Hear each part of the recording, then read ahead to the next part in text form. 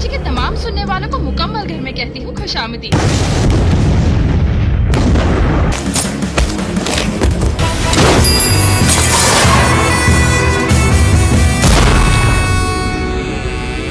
दोस्तों, सोचो एक ऐसा केस जहां आंखों देखा सच भी झूठ लगता हो, या एक इन्वेस्टिगेशन जहां हर सवाल का जवाब एक नई पहेली बन जाए।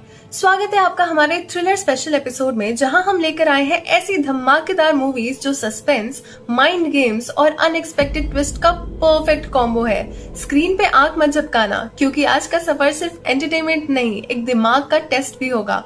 पहला है ओपम, इसकी IMDb 7.3 है। ओपम एक मलयालम थ्रिलर है जो एक विजुअली इंपायर्ड मैन की कहानी बताता है, जो अपनी जिंदगी शांति से जी रहा होता है। वो एक अपार्टमेंट बिल्डिंग का केयर टेकर है, लेकिन अपनी आंखों के ना होने के बावजूद उसके दूसरे सेंसेस इतने शार्प हैं कि वो छोटी से छोटी आवाज, खुशबू या वाइब्रेशन पर रिएक्ट कर सकता है।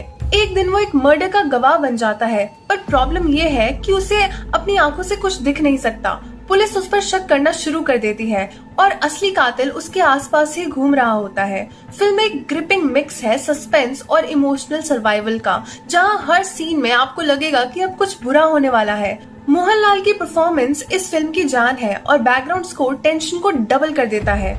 ये मूवी आपको इस बात पे मजबूर करेगी कि हम जिस चीज को वीकनेस समझते हैं वो कभी कभी हमारी सबसे बड़ी स्ट्रेंथ बन सकती है। जब हम वहाँ से जाकर वापस आए तो यहाँ भी एक ही गाड़ी हमारे आसपास से गुजरी है। मैंने आज किसी को देखा। ये बताइए, जिस आदमी को दिखाई नहीं देता वो खूनी को कैसे देख सकता है? अगली मूवी है वेता, इसकी IMDb है 6.5। वेता एक मलयालम साइकोलॉजिकल थ्रिलर है जिसमें एक मिसिंग पर्सन का केस एक अनएक्सपेक्टेड साइकोलॉजिकल गेम में बदल जाता है। कहानी स्टार्ट होती है जब रानी मैथ्यू, एक सीनियर पुलिस ऑफिसर, और उनका कलीग बशीर एक पॉपुलर एक्ट्रेस के डिसअपीयरेंस का इन्वेस्टिगेशन शुरू करते हैं। सबूत एक सस्पेक्ट मेलविन तक ले जाते हैं, जो अपने आप को खुद ही सरेंडर कर देता है। लेकिन ट्विस्ट ये है कि मेलविन अपनी स्टोरी का एक पार्ट बताता है, फिर चुप हो जाता है और बाकी का सच जानने के लिए ऑफिसर्स को उसके माइंड गेम समझने पड़ते हैं। फिल्म का सस्पेंस इस बात में है कि क्या मेलविन सच बोल रहा है या सिर्फ इन्वेस्टिगेटर्स के दिमाग से खेल रहा है। स्टोरी एक स्लो बर्न स्टाइल में अनफोल्ड होती है और लास्ट एक्ट में एक इमोशनल येट शॉकिंग रिवील होता है जो पूरा नैरेटिव पलट देता है। वेता अपने टाइट स्क्रीन प्ले और साइकोलॉजिकल टेंशन के लिए स्पेशल है, और पृथ्वीराज सुकुमारन का लेयर्ड परफॉर्मेंस इस मूवी का हाईलाइट है। ഏതൊരു മിസ്സിംഗ് കേസും സെൻസേഷണൽ ആവുന്നത് മിസ്സായ വ്യക്തി ഒരു സെലിബ്രിറ്റി ആകുമ്പോഴാണ്. So I chose Uma.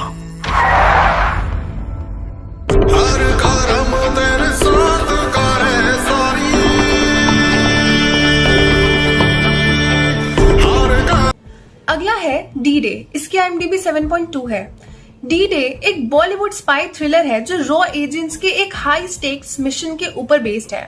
Mission simple लगता है, एक मोस्ट वांटेड टेररिस्ट को पाकिस्तान से पकड़कर इंडिया लाना, लेकिन ग्राउंड रियलिटी कुछ और ही होती है। हर एजेंट अपने पर्सनल डीमंस और सैक्रिफाइसेस के साथ मिशन एक्सिक्यूट करता है। ऋषि कपूर का intense villain role, Irrfan Khan का काम ये डिटरमाइंड स्पाई और अर्जुन रामपाल का रग्ड एक्शन, ये सब फिल्म को एक अलग डेप्थ देते हैं। मूवी का टोन रियलिस्टिक है, जहां डिप्लोमेसी, पॉलिटिक्स और ग्राउंड लेवल डेंजर्स एक साथ दिखाए गए हैं। Action scenes over the top नहीं, बल्कि ग्राउंडेड और बिलीवेबल है। इमोशनल लेयर तब आती है जब कैरेक्टर्स अपने पर्सनल लाइफ और ड्यूटी के बीच फंस जाते हैं।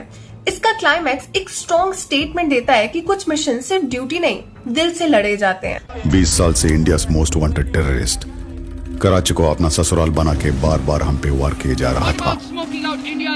बस अब और नहीं, वक्त आ गया था उस मिशन का, जिसके लिए वली खान ने कराची में 9 साल गुजार दिए थे। मेरा यकीन कीजिए सर, टारगेट को बिल्कुल शक नहीं है। ये हमारे पास आखिरी मौका है, इसके बाद हमको मौका नहीं मिलेगा। अगली मूवी है थाने ओरुवन, इसकी IMDb 8.4 है। थाने ओरुवन एक तमिल एक्शन थ्रिलर है जो एक honest, brilliant IPS officer Mitran और एक equally brilliant but morally corrupt scientist Siddharth Abhimanyu के बीच का कैट एंड माउस गेम है। मिथुन का मिशन है करप्शन के रूट्स तक जाना, लेकिन उसका सामना होता है एक ऐसे मास्टरमाइंड से जो सिर्फ पावर ही नहीं, दिमाग में भी उसका कंपटीटर है।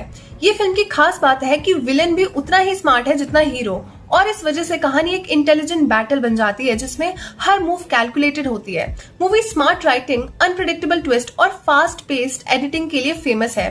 अरविंद स्वामी का विलेन पोर्ट्रेयल इतना चार्मिंग है कि कभी कभी आप उसके लॉजिक से एग्री करने लगते हो, लेकिन फिर याद आता है कि अरे वो कितना डेंजरस है। ये फिल्म एक्शन के साथ साथ स्ट्रैटेजी और साइकोलॉजिकल वॉरफेयर का परफेक्ट ब्लेंड है।